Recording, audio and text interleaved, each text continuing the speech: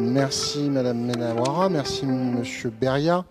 Alors, une petite remarque pour commencer, c'est dommage de mettre la section canoë-kayak dans la note de présentation du Conseil, puisque c'est une des sections qui vient de s'arrêter de fonctionner il y a quelques semaines, sans aujourd'hui d'espoir de reprise, et avec les enfants et les adolescents qui participaient, qui aujourd'hui ne peuvent plus continuer leur activité. Alors, j'avais, lors du débat sur le budget municipal, rappelé que dans le tableau qui était annexé au budget municipal, il était indiqué dans le tableau, dans le dossier, dans tous les tableaux du budget municipal, que la subvention pour l'USOB était à hauteur de 275 000 euros.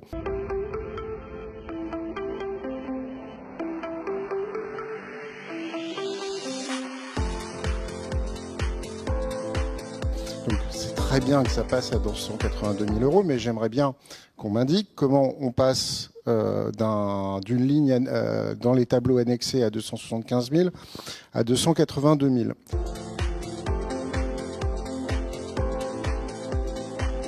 Par contre, moi j'ai juste fait un petit calcul sur ce que devrait être la subvention de l'USOB si on l'avait soutenue réellement à hauteur de ce que cette association historique et importante pour la commune, qui en réalité accomplit une forme de délégation de service public, avait été correctement soutenue. Depuis avril 2021, depuis le budget voté par avril 2021, j'ai calculé au regard de l'inflation générale, qui ne tient même pas compte du fait que dans la commune, nous avons plus d'enfants, que potentiellement, évidemment, pour toutes les associations, il y a plus de frais, et que je crois savoir que l'USOB a augmenté en nombre d'adhérents. Donc, non seulement on aurait dû tenir compte de l'inflation, mais en plus, on aurait dû tenir compte de la progression des effectifs et des besoins de la population en matière d'activité sportive. Normalement, la subvention devrait être de 315 000 euros si on avait suivi l'inflation. Aujourd'hui, cette année. Et ça, c'est sans compter les retards accumulés depuis 4 ans.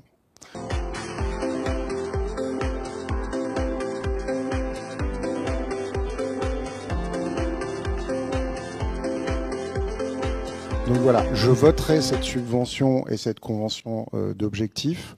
Néanmoins, je le dis chaque année, le soutien à l'USOB, cette année encore, malgré une augmentation de 7 000 euros, on passe de 275 000 à 282 000 euros en 4 ans, c'est pas énorme. Le soutien à l'USOB n'est pas au niveau qu'il devrait être.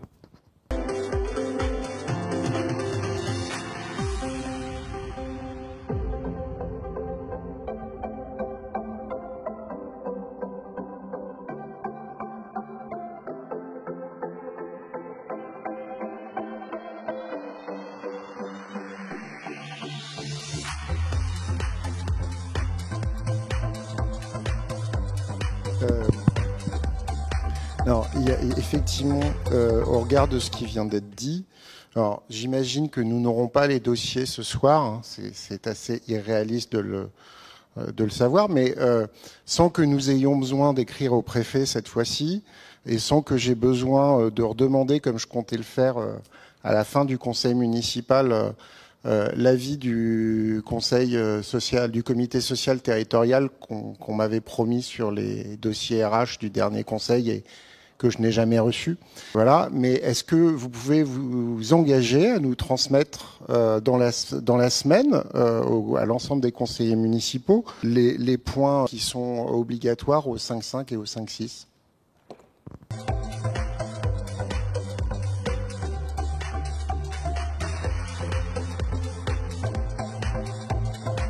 Merci Madame la maire. Avant tout, je voulais revenir sur l'intervention de M. Gilbert. Il y a une décision qui a été prise par le comité directeur de l'USOB. D'accord ? Cette décision, c'est pour encourager le bénévolat. Parce que je ne sais pas si effectivement, je pense que je ne sais pas si aujourd'hui, si toutes les personnes sont dans la salle, ou il y en a certains qui font du bénévolat, qui ne font plus. Aujourd'hui, on a des difficultés. Et je pense qu'elle va dans ce sens-là. Les difficultés d'encourager le bénévolat, d'avoir des parents qui puissent accompagner les enfants. d'avoir des gens qui puissent à un moment donné entraîner, qui puissent être justement volontaires pour pouvoir encadrer ces enfants tout en les accompagnant dans la formation des acteurs. Et je pense que la décision de l'USEB, en réduisant, en faisant payer les dirigeants, parce que ces dirigeants-là, ils passent du temps avec nos enfants. Alors après, ils passent du temps. Comment? Ah non, mais attendez, est-ce que je peux finir? Et je pense sincèrement, aujourd'hui, tous ces bénévoles-là, même l'équipe dirigeante de l'ESOP, on peut leur dire merci pour toutes les actions qu'ils font, qui participent activement au sein de l'insertion, au sein du développement de nos enfants, ils leur permettent de pouvoir faire leur sport, pratiquer leur sport. D'accord? Après, pour revenir simplement sur la gestion en elle-même, je rappelle simplement à toutes les personnes du conseil municipal, l'ESOB est un organisme indépendant. D'accord? Les décisions qu'ils prennent, ils prennent leurs décisions et puis ils fonctionnent en toute transparence. Lors de l'Assemblée générale, ils réunissent tous les acteurs dirigeants de l'ESOB des sections qui sont là. Les comptes sont présentés lors de l'Assemblée générale, elles sont approuvées. Mais il me semble que au niveau des services, chaque renouvellement de convocation, les documents y afférents sont demandés.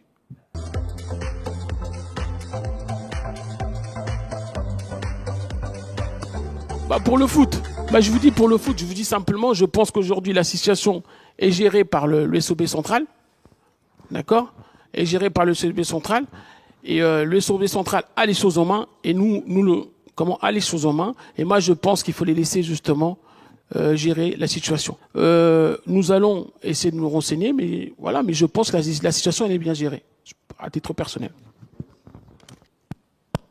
Oui, je vais réagir juste à l'énormité qu'a dit Monsieur Danielson-Lopez. Ce n'est pas possible, il ne l'a peut-être pas été, mais s'il l'a été, ce n'est pas possible que, ayant été responsable associatif, il puisse dire une bêtise pareille, y compris quand on s'occupe d'enfants, d'adolescents.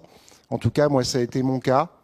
J'étais responsable associatif, je payais ma cotisation parce que sinon vous n'êtes pas membre de l'association et vous n'avez pas le droit d'y participer, vous n'avez pas le droit de vous présenter à des mandats en ce sein. Je m'occupais bénévolement d'adolescents, j'avais un BAFA puis un BAFD, voilà, et je le faisais bénévole et je payais ma cotise. Enfin, c'est la logique même du monde associatif et du bénévolat. Je veux dire, à un moment, c'est de l'engagement et c'est le côté le plus pur de l'engagement en plus. Enfin, je veux dire, je ne comprends pas comment on peut tenir ce genre de discours. S'il y a effectivement des gens qui ne payent pas la cotisation à l'USOB, ça veut dire que légalement, ils ne sont pas membres de l'USOB. Ça pose quand même question.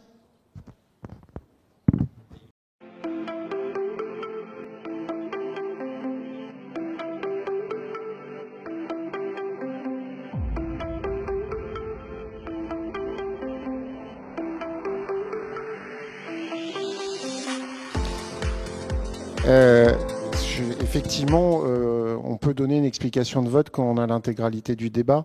Donc, vous avez dit que nous avions fait des sous-entendus. Je n'ai fait aucun sous-entendu de la soirée. Je me suis borné à demander que vous vous engagiez à nous transmettre les dossiers dans la semaine. Donc, j'attends effectivement que vous vous engagiez à nous les transmettre dans la semaine. Visiblement, c'est possible puisque M. Danielson-Lopez nous a dit que tout était bien suivi, donc les dossiers sont à disposition. Nous aurons donc les dossiers dans la semaine. Et pour ma part, avec les réserves que j'ai émises sur le fait que, malgré les interventions démagogiques que j'ai entendues selon laquelle demander plus pour le SEB, ce serait trop généreux et on peut pas, madame, c'est juste une question de priorité. Moi, je voterai la subvention de l'USEB, même si les situations qui nous ont été exposées ce soir posent effectivement quelques questions.